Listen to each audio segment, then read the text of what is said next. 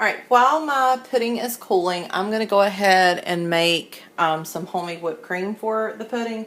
So homemade whipped cream is really simple and it tastes completely different than probably the whipped cream that you're used to eating if you're used to eating like the canned, spray con, or Cool Whip from the frozen container.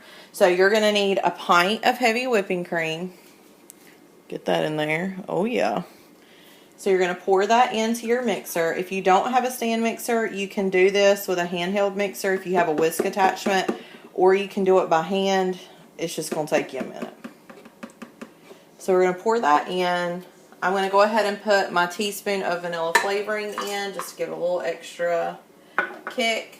And then I have 4 tablespoons, there we go, of sugar. I'm going to gradually add that in as it starts to thicken. Because I don't want it to be like gritty. So I'm going to turn this on to a lower speed first. And then I'm going to allow that basically to start whipping.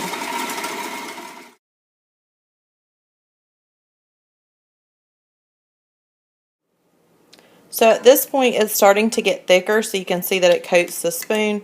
So I was slowly adding in some of the sugar as it was starting to get a little bit thicker while I was mixing.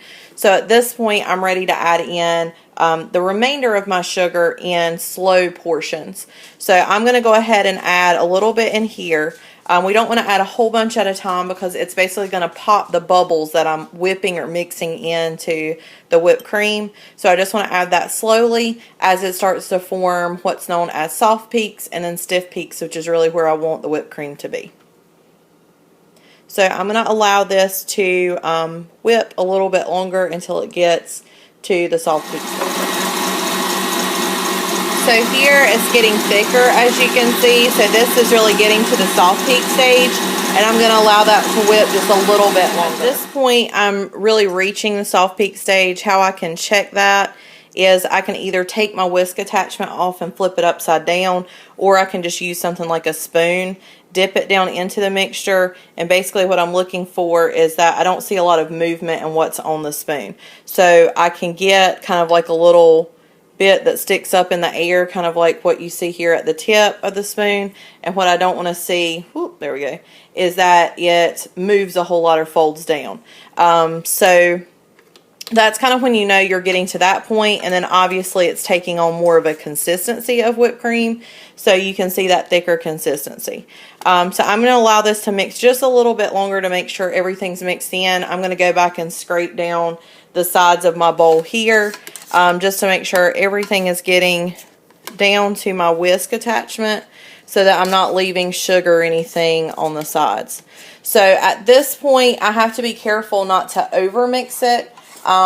When you bring whipped cream to this point, if I wanted to make something like butter, I wouldn't have put all of the sugar and the vanilla in. I would just have allowed the whipped cream to continue to mix to this point and then let it continue mixing a lot longer. So basically what happens if you wanted to make butter is the solid part of this mixture, the cream, the fat that's in it, is going to separate away from the liquid, and then you're going to be left with basically a big clump in the middle. And so that clump is the butter. So you're going to have some water, or basically the whey that's going to come out, and then you're going to have that butter that's there in the center. So you can do or use that to make your own butter if you wanted to make a compound butter like a cinnamon sugar butter or a garlic and herb butter. You can do that with whipping cream yourself. So once it gets to that point, you would want to switch from the whisk attachment to a paddle attachment so that it was able to kind of bring it together in one big mass a little bit better. But I might do that in another video. I have plenty of whipping cream.